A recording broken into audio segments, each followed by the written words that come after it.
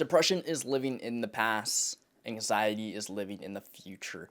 And that is why the present is so beautiful.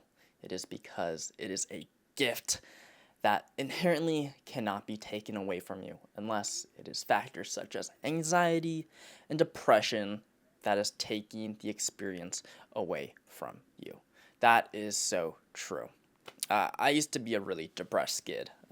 Hey, if you're my future kid watching this and I die and this is the only thing you have of me, that's right. Daddy used to be really depressed. Oh, God. It's true. It's true. I used to be really depressed. I used to be really anxious. And that is so true.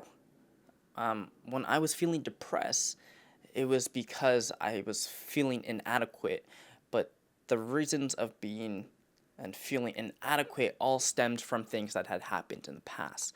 Nothing inherently in the future had prevented me from being like, I'm a piece of poop and I'm garbage. And the anxiety, that was living in the future, for sure. I was in the state of mind where I was thinking to myself, hey, you ain't good enough because this is going to happen and that's going to happen. And those are things that had not even happened yet at all. There are so many guys, there's so many girls and everything in between, I guess, who feel that same way, who are being held back by things that either one, have already happened, or two, haven't even happened at all yet. If there's a present moment that I've been thinking about a lot recently, or I guess a moment that's happened in the past, it's understanding that everything that has happened in the past has happened, and everything in the future has not yet. And that in itself can be very nerve wracking and very anxiety ridden.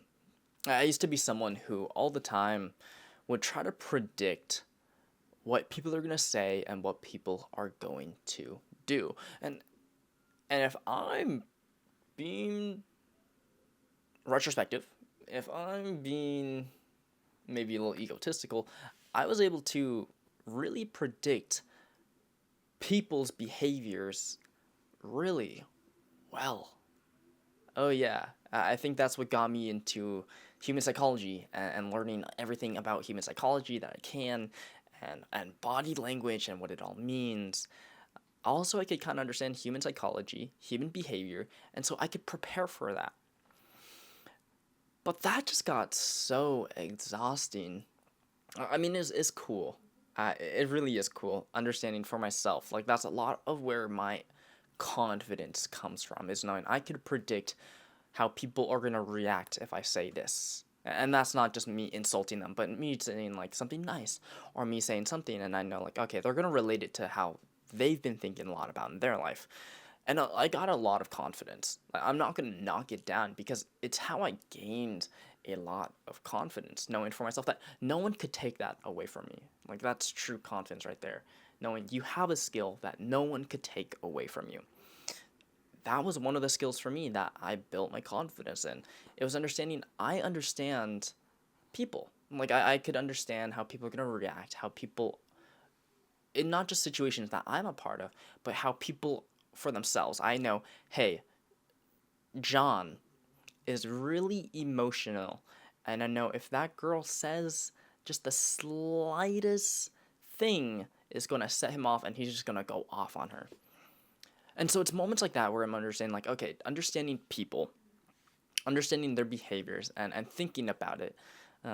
Not watching things when I'm out in public eating by myself, but I'm like, okay, I'm watching people low key, right? I'm watching people and I'm seeing, like, this girl is with her boyfriend, it looks like, because they were holding hands when they came in, and then she completely took out her phone and is on it, and he's just there. And I'm looking at all of this and I'm thinking, I know exactly what's going to happen. He's going to do this, he's going to do that. And I did that enough times where I was like, okay, I'm actually getting things right.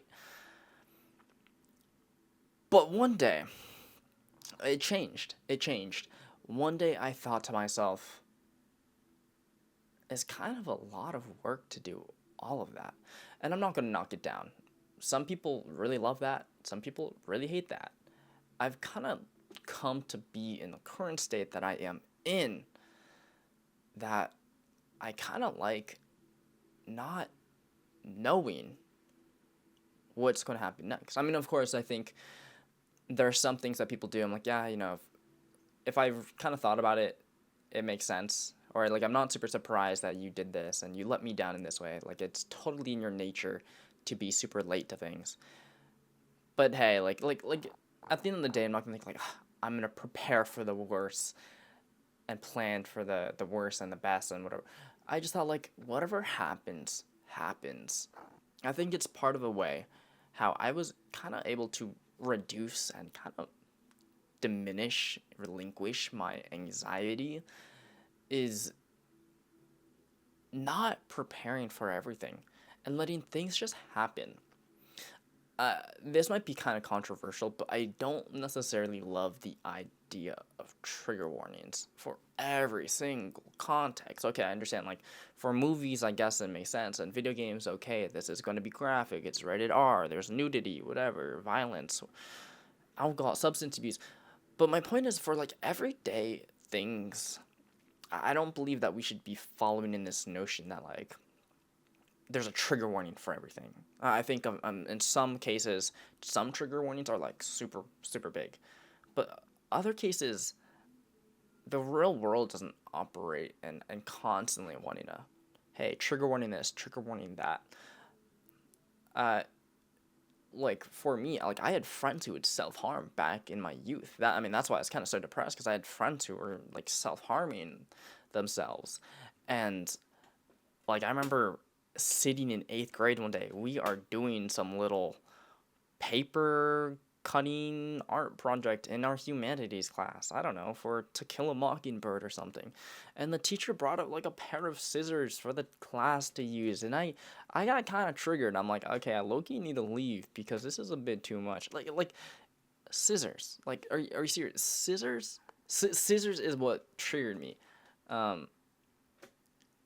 I mean, like it's not what my friends are like self-harming with, but like, oh man, like I didn't necessarily knew. I knew at the time I didn't necessarily need like a trigger warning for that.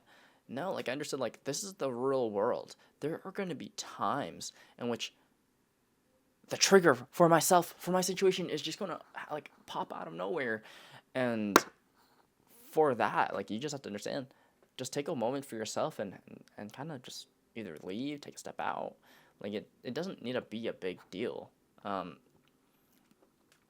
There was someone in my life who's having some kind of like medical issues, and I'm at a dinner with my friend and his whole family and friends. Like that's a whole big thing, and he's a nurse. The other people at our table, they were nurses too, and then we had some kids, like little kids, and they were asking about like, what's a heart attack? What is a blah blah blah blah. And to me, it kind of hit close to home, and I was like, ooh, like this reminded me of my other person that I know who's really struggling. And it was really sad. It really did kind of haunt me in that moment. But I thought to myself, you know what? Like, hey, it's not that big of a deal. I'm not gonna be like, I need to leave. Like, I just said, like, okay, like, hey guys, I'm gonna. I turned to my friend, like, hey, I'm gonna be right back. I left the restaurant. I did like a lap around the whole main street of wherever I was at, and I really took a moment. I was like I'm okay right now. Like I'm okay right now. I'm gonna be in the present moment. And I came back. He's like, hey, you're okay? I'm like, yeah. Like it's just a bit too much. And I told him like, yeah, I just had this. He's like, oh, I'm so sorry. Like, no, like things like that happen. And so depression really is just living in the past, and anxiety is living in the future. And I think for myself,